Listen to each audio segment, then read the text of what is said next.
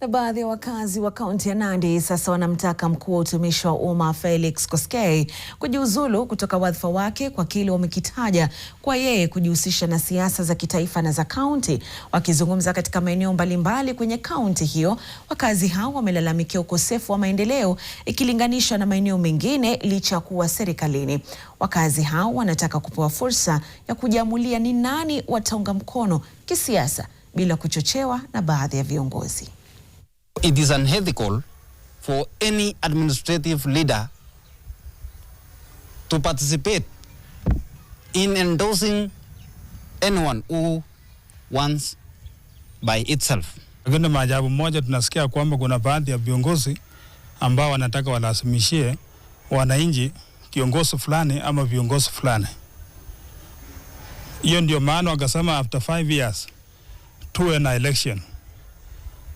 Hasa wacha watu wafanye campaign, watu wa Nandi wachague ule mtu mwenye atakuja kuwafanyia kazi. Tukiwa watu ya stage, tunasema huyo ni kiongozi wetu. Bwana Ruto amepatia kazi ya kufanya kutumikia watu ya Kenya na watu wa Nandi. Na huyo ni kiongozi wetu wa Nandi.